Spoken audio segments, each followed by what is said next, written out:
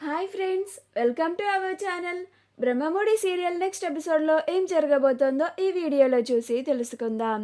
కావ్యని అపార్థం చేసుకున్న రాజ్ అసలేం జరిగింది అని తెలుసుకోవడానికి ఈ వీడియోని స్కిప్ చేయకుండా ఎండ్ వరకు చూసేయండి. రాజ్, అందరూ మాట్లాడకండి. ఇప్పుడు రాహుల్ ఎలాంటి తప్పు చేయలేదని రుజువయింది కదా, ఇంకా మనం అందరం వాదించుకొని అనవసరం అని అంటాడు. అప్పుడు కావ్య, అది కాదండి, ఒకసారి నేను చెప్పేది వినండి అని అంటుంది. అప్పుడు రాజ్, నువ్వేం మాట్లాడకు కలవతి, ఇలా రా అని కావ్యని అక్కడి నుంచి బయటికి తీసుకొచ్చేస్తాడు. బయటికి రాగానే రాజ్, ఏంటి కలవతి ఇది, అసలు నువ్వు అంత పెద్ద నిందని రాహుల్ పైన అలా ఎలా మోపావు అని అంటాడు. అప్పుడు కావ్య, అది నింద కాదండి, నిజమండి, మా అక్క అబద్ధమైతే నాతో ఎందుకు అలా చెప్తుంది అని అంటుంది. అప్పుడు రాజ్, మా అత్తయ్య రాహుల్ ఇద్దరు ఈ ఇంటి సభ్యులు, వాళ్ళు నువ్విలా చేస్తే బాధపడతారని కొంచెం కూడా ఆలోచించలేదా కలవతి అని అంటాడు. అప్పుడు కావ్య, లేదండి, రాహుల్ నిజంగానే తప్పు చేస్తున్నాడు అని అంటుంది. అప్పుడు రాజ్, మరైతే నిరూపించాలి కదా, నువ్వు నిరూపించలేకపోయావు, నువ్వు చెప్పింది నేనే నమ్మడం లేదు, ఇంకా ఇంట్లో వాళ్ళందరూ ఎలా నమ్ముతారనుకున్నావు కళావతి అని అంటాడు. అప్పుడు కావ్య, అసలు నేను మాట్లాడడానికి నాకు అవకాశం ఇవ్వండి అని అంటుంది.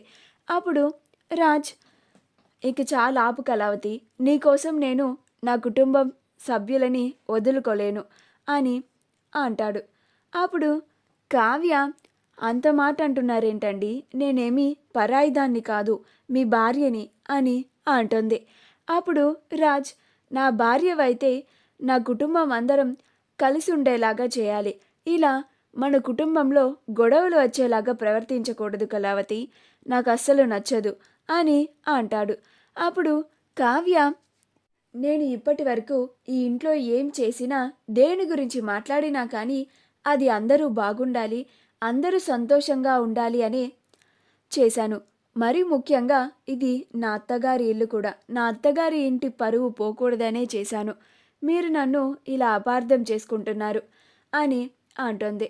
అప్పుడు రాజ్, నేను కాదు కళావతి, నువ్వు రాహుల్ని అపార్థం చేసుకుంటున్నావు అని అంటాడు. అప్పుడు కావ్య ఇంక ఏం మాట్లాడలేక మౌనంగా ఉంటుంది.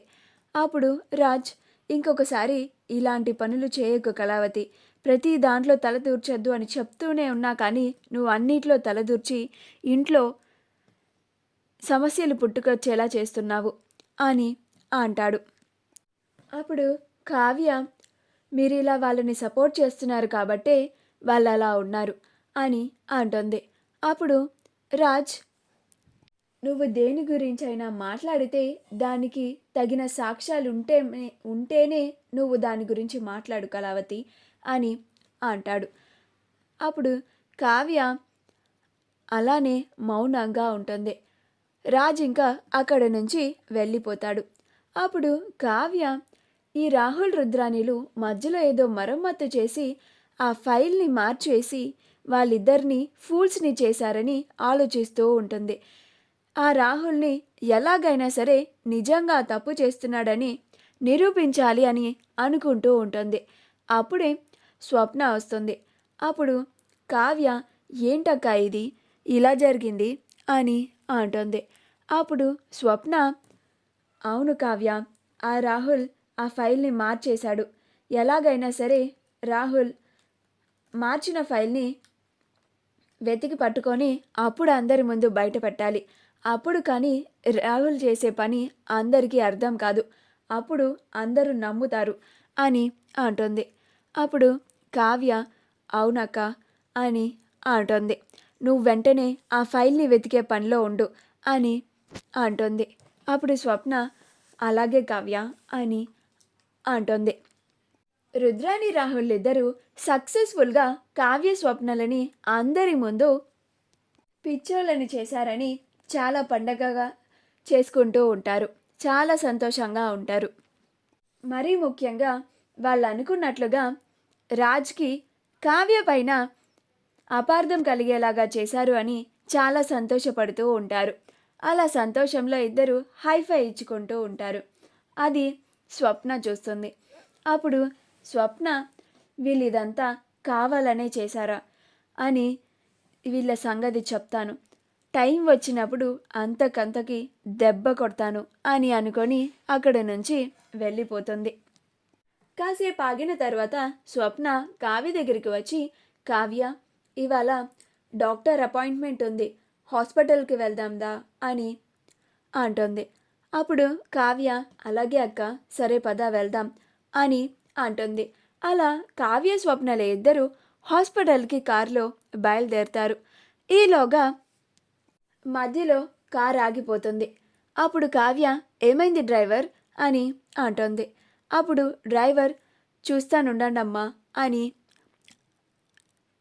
డ్రైవర్ కారుకి ఏం ట్రబుల్ వచ్చిందో చూస్తూ ఉంటాడు. కావ్య స్వప్నలు ఇద్దరు ఇంక కారు దిగి బయట నుంచుంటారు. కళ్యాణ్ కొత్తగా ఆటో తోలడం మొదలు పెడతాడు. మొదటి కస్టమర్ కోసం ఎదురు చూస్తూ ఉంటాడు.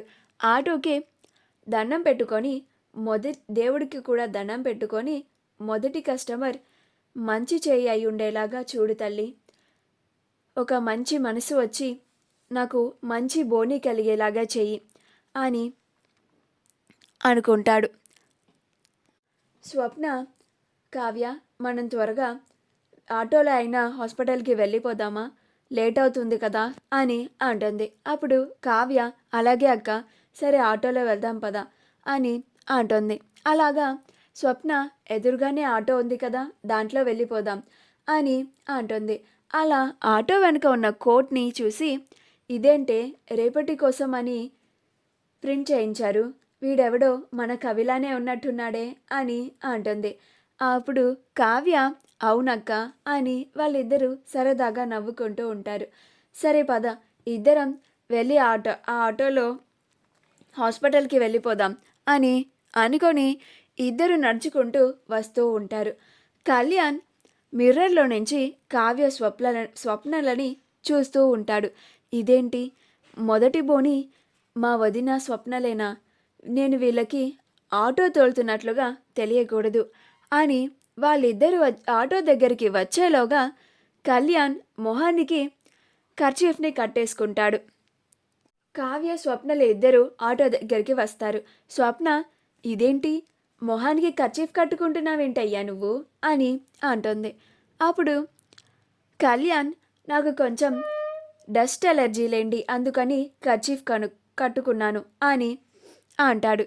వాళ్ళకి ఎక్కడ కళ్యాణ్ వాయిస్ విని గుర్తుపడతారని వాయిస్ కూడా మార్చి మాట్లాడుతూ ఉంటాడు. మా వీడియో కనుక మీకు నచ్చినట్లయితే లైక్ చేయండి, షేర్ చేయండి, మా ఛానల్ని సబ్స్క్రైబ్ చేసుకోండి, పక్కనే ఉన్న బెల్ ఐకాన్ని క్లిక్ చేయడం మాత్రం మర్చిపోకండి.